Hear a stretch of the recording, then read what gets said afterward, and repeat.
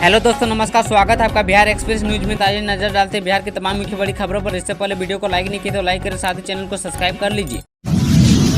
के पाठक के शिक्षा विभाग से आई बड़ी खबर। हजारों शिक्षक और कर्मचारियों का वेतन बंद। 2000 से अधिक शिक्षकों का भुगतान जनवरी से बाधित है। 2 महीने से वेतन का भुगतान नहीं होने की वजह से घर की अर्थव्यवस्था चरमरा गई है। सुधीर कुमार नामक शिक्षक ने बताया कि पैसों के अभाव में बच्चों का पठन पाठन भी बाधित है। एक अन्य शिक्षक ने बताया कि पिता के इलाज के लिए पैसे नहीं है। शिक्षा विभाग के अधिकारी ने वेतन बंद कर रखा है। चल अचल संपत्ति के पेज में शिक्षकों का वेतन फंसा है। दिसंबर में ही प्रत्येक शिक्षक को चल अचल संपत्ति का ब्यौरा देना होता है। बड़ी संख्या में शिक्षकों ने संपत्ति के ब्यौरे के अलावा आयकर का हिसाब भी नहीं दिया है। जिलाधिकारी ने इस मामले को काफी गंभीरता से लिया है। चल अचल संपत्ति का ब्यौरा नहीं देने पर अधिकारी व कर्मचारियों को चिन्हित कर वेतन भुगतान पर रोक लगाने का आदेश दिया है। विभाग के इस कदम से शिक्षकों की बेचैनी बढ़ गई है।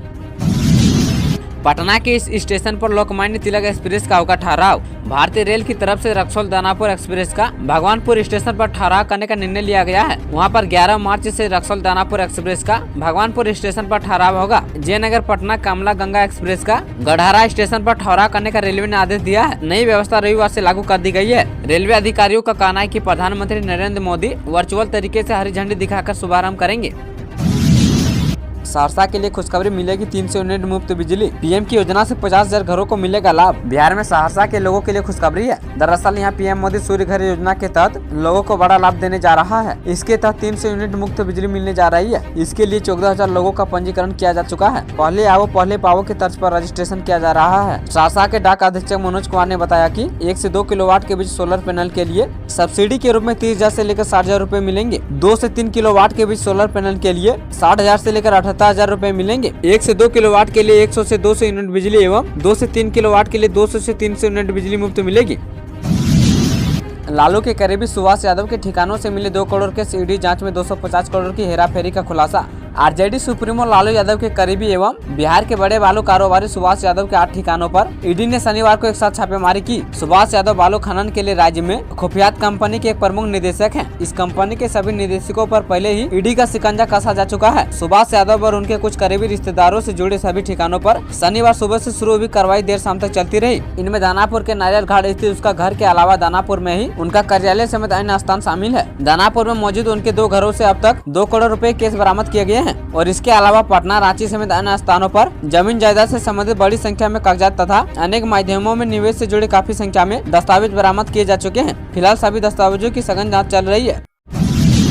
बीजेपी ने एमएलसी चुनाव के लिए जारी की उम्मीदवारों की सूची। यूपी बिहार से इन नेताओं का नाम फाइनल। इस वक्त बीजेपी खेमे से बड़ी खबर सामने आ रही है। दरअसल बीजेपी ने बिहार की 3 और उत्तर प्रदेश की 7 एमएलसी सीटों पर अपने उम्मीदवारों के नाम की घोषणा कर दी है। बीजेपी के राष्ट्रीय प्रवक्ता संजय मयूख ने एमएलसी चुनाव के लिए उम्मीदवारों की सूची जारी होने की जानकारी दी है। इस सूची के अनुसार बिहार में बीजेपी ने मंगल पांडे को एक बार फिर से एमएलसी का उम्मीदवार बनाया है। वहीं मंगल पांडे के अलावा मोहन लाल गुप्ता और अनामिका सिंह का नाम एमएलसी के लिए फाइनल किया गया है। वहीं उत्तर प्रदेश से बीजेपी ने एमएलसी के 7 प्रत्याशियों के नाम घोषित किए हैं। बीजेपी ने यूपी से विजय बहादुर पाठक को दोबारा मौका दिया है और एमएलसी प्रत्याशी बनाया है। वहीं डॉक्टर महेंद्र कुमार सिंह, अशोक कटरिया बीजेपी के प्रदेश उपाध्यक्ष, मोहित बेनीवाल और प्रदेश उपाध्यक्ष संतोष सिंह और धर्मेंद्र सिंह को बीजेपी ने एमएलसी प्रत्याशी बनाया है। वहीं झारखंड से राज्यसभा के लिए बीजेपी ने प्रदीप वर्मा को उम्मीदवार बनाया है।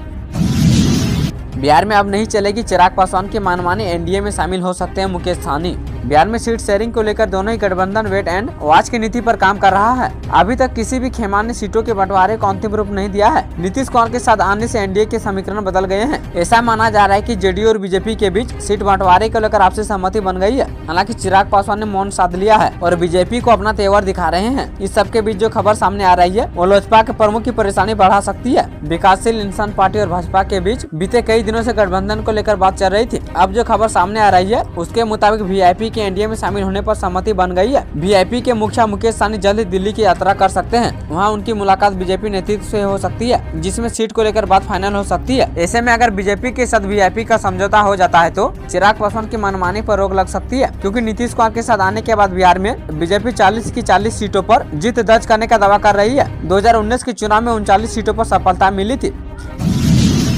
बिहार के 39,000 बूथों पर चुनाव आयोग की सीधी नजर वोटिंग की लाइव वेब कास्टिंग होगी। बिहार में 78,000 से अधिक मतदान केंद्र है, जहां लोकसभा चुनाव में मतदान की व्यवस्था होगी। इनमें 39,000 ऐसे मतदान केंद्र हैं, जहां से इस बार मतदान प्रक्रिया लाइव होगी। भारत निर्वाचन आयोग ने राज्य के अधिक से अधिक मतदान केंद्रों पर लाइव वेब कास्टिंग की व्यवस्था करने का निर्देश दिया है। इस बार मतदान केंद्रों पर कैमरा लगाने वाली कंपनियों के लिए निविदा भी आमंत्रित कर दी गई है। निर्वाचन आयोग के आदेश पर इस बार 50% मतदान केंद्रों से लाइव प्रसारण की व्यवस्था की जाएगी। इससे पहले केवल मतदान केंद्रों से वीडियो ही दिखाई जाती थी, लेकिन इस बार वीडियो के साथ ऑडियो भी सुनने की व्यवस्था होगी। इसके लिए कमरे में एक चिप लगाई जाएगी तथा नए सॉफ्टवेयर के जरिए वीडियो और ऑडियो दोनों सुनाई देगा। निर्वाचन अधिकारियों के साथ साथ आम मतदाताओं की क्या गतिविधियां, इसकी जानकारी मिल सकेगी।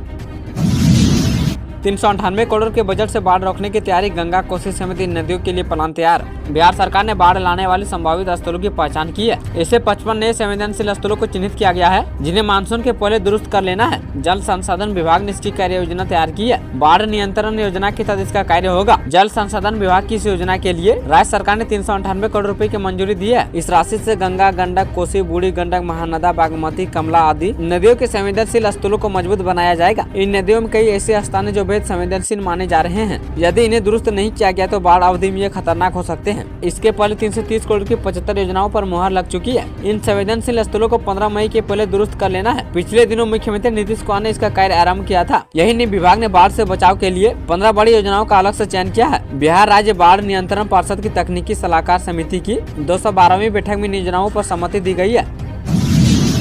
वाराणसी कोलकाता एक्सप्रेसवे का काम अप्रैल में होगा शुरू। बिहार में इन जगहों से गुजरेगी ये सड़क।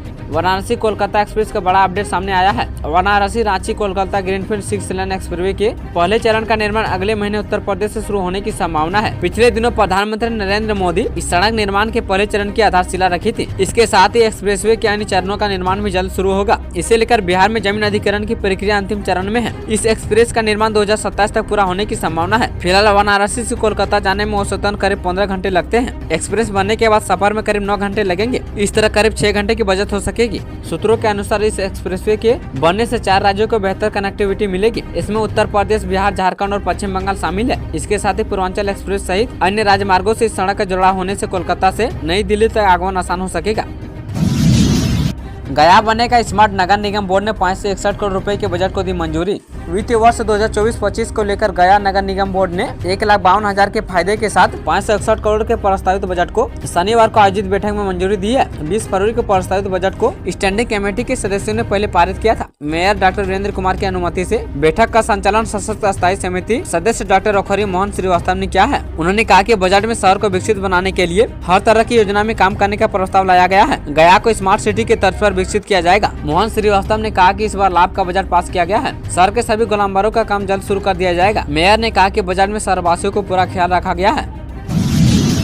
इस तारीख से बदल जाएगा बिहार का मौसम, 48 घंटे के लिए अलर्ट जारी। बिहार में 48 घंटे के बाद मौसम बदलने वाला है, यानी लोगों को अब ठंड से राहत मिल जाएगी। हालांकि 12 मार्च तक तेज पछुआ हवा का प्रभाव बना रहेगा। कुछ जिलों में हल्की बारिश के आसार भी है। वहीं तेज हवा के चलते पशुपालकों को सावधान रहने की सलाह दी गई है। बता दें कि बिहार के अधिकांश जिलों में तेज पछुआ हवा का प्रभाव अगले 5 दिनों तक बना रहेगा। इससे प्रदेश का मौसम शुष्क रहेगा। तापमान में उतार चढ़ाव के चलते सुबह शाम हल्की ठंडी रहेगी। लोगों को स्वास्थ्य का विशेष ख्याल रखना होगा। मौसम वैज्ञानिक के अनुसार पहाड़ी इलाकों से आ रही शुष्क शीतल हवा के कारण सुबह शाम ठंड का प्रभाव बना रहेगा। वहीं 13 मार्च से हवा की स्थिति में बदलाव आने के साथ तापमान में वृद्धि होने से ठंड का असर कम हो जाएगा। लोगों को दिन में हल्की गर्मी परेशानी करेगी।